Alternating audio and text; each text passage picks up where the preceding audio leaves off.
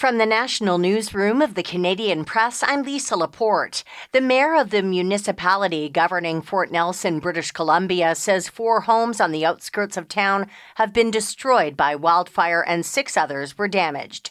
Rob Fraser says there's still no solid timeline on when evacuated residents can return, but plans are in the works to get essential services to the town once it's deemed safe to do so.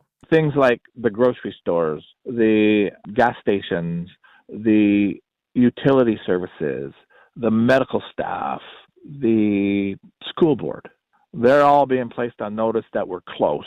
Fraser says any plans to return evacuated residents to Fort Nelson are weather dependent. A seat left vacant by longtime Liberal Cabinet Minister Carolyn Bennett is up for grabs in Canada's biggest city.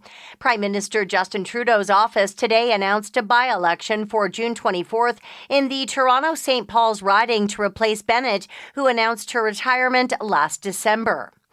Forecasters expect this week's inflation report to show Canada's inflation rate fell last month. But financial markets are still unsure whether a June interest rate cut is in the cards for the Bank of Canada. StatsCan is set to release its April Consumer Price Index report Tuesday. The new inflation data will be consequential for the Bank of Canada as it gears up for its June 5th interest rate decision. BMO chief economist Douglas Porter says he expects inflation slowed to 2.8% in April, down a tick from 2.9% in March. But Porter says the central bank may need to see an even lower inflation print to be convinced to cut interest rates next month, noting financial markets are placing the odds of a June rate cut at 40%. Nujura Malisi, Canadian Press, Ottawa. The Iranian public is being urged to pray in the aftermath of an apparent helicopter crash involving the country's president.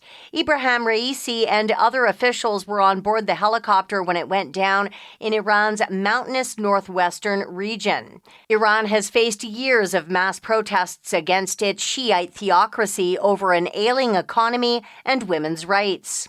And Sean Diddy Combs has admitted that he beat his former girlfriend in a hotel hallway in 2016. This after CNN released a video of the attack.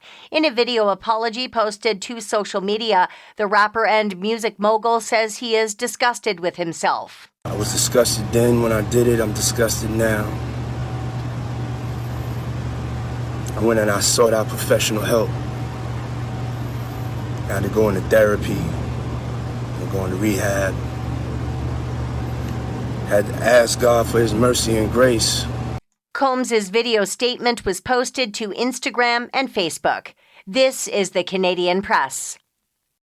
In sports, it's an off day in the NHL playoffs before all the focus shifts to tomorrow night's Game 7 between the Vancouver Canucks and Edmonton Oilers. The Oilers drilled the Canucks 5-1 to avoid elimination in the best-of-7 second-round series and to set up the winner-take-all Canadian showdown in Vancouver.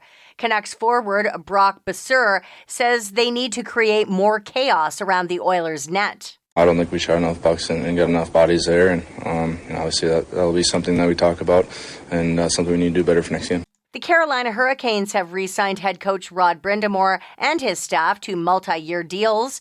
Brind'Amour was in the final year of an agreement reached in 2021 when he won the Jack Adams Award as the league's top coach.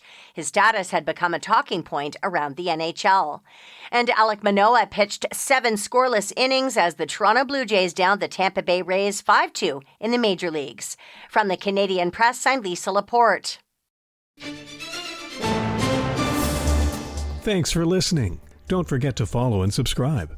For more of today's top stories, visit thecanadianpressnews.ca.